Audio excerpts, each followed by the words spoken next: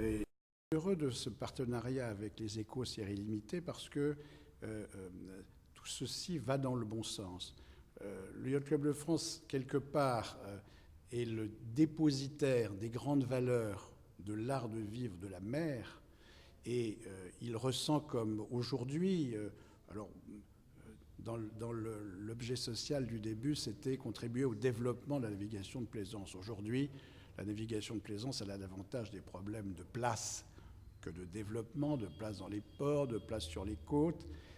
En revanche, tous ces nouveaux plaisanciers que nous avons aujourd'hui, tous ces nouveaux plaisanciers que l'École de la République en France a contribué à former, toutes ces nouvelles générations de gens qui, occupant des postes intéressants, ont les moyens de découvrir la mer sur des unités alors classiques parfois, achetant des bateaux classiques, reconstruisant des bateaux classiques.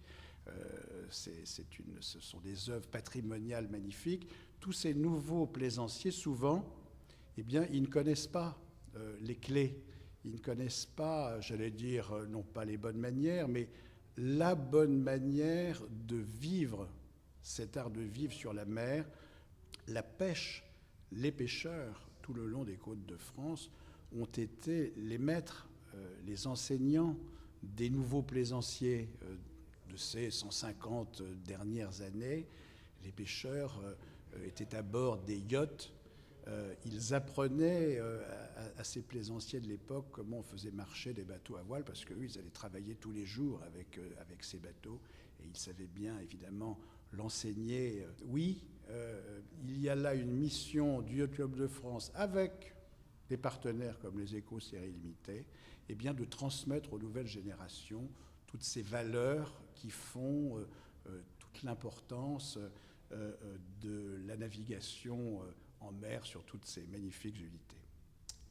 Je crois que le PITA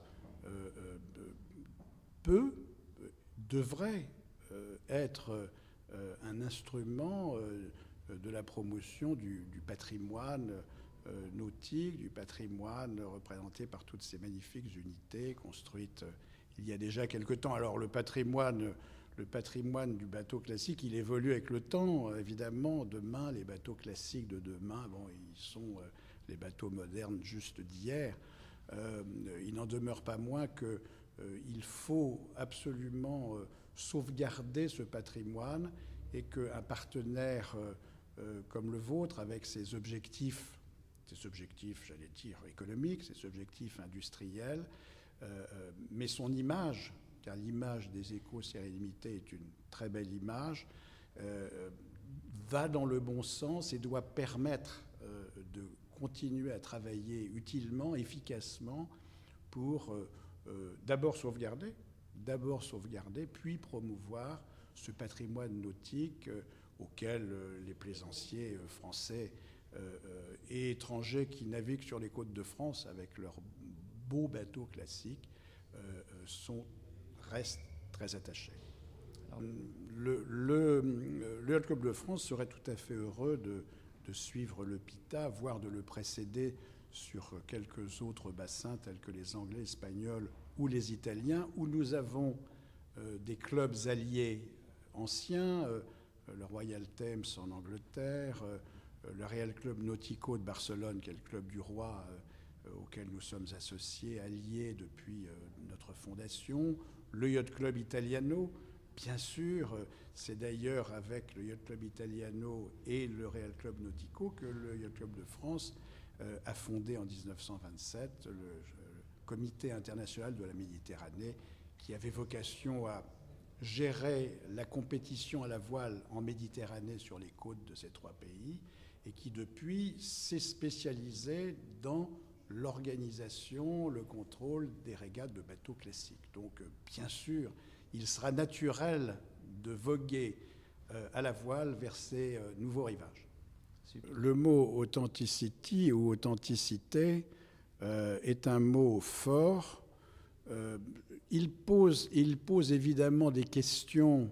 Il pose des questions en matière de bateaux classiques, puisqu'on voit bien que la vision des différents partenaires, j'allais dire sur un plan international, est un peu différente. Par exemple, on sait que nos amis italiens sont très attachés aux bateaux classiques, sans possibilité de tricher. Même quand on refait un bateau qui a été fait il y a un siècle, il faut le refaire exactement comme il était.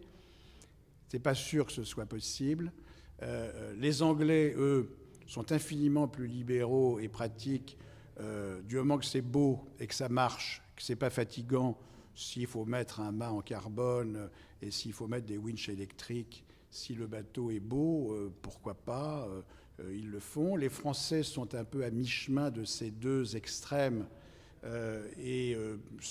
Pour une fois, les Français ne se montrent pas trop idéologues, je dis bien pour une fois, et sont plus pratiques. Donc l'authenticité, oui, c'est évidemment tout à fait important. Il faut, cela dit, garder raison. Nous sommes au XXIe siècle. Tous les matériaux aujourd'hui authentiques de l'époque ne sont pas disponibles. Et après tout, ce qui est bien, c'est de sauver le patrimoine et de le faire, bien sûr, en se rapprochant de l'authenticité, mais en restant à la fois réaliste et raisonnable.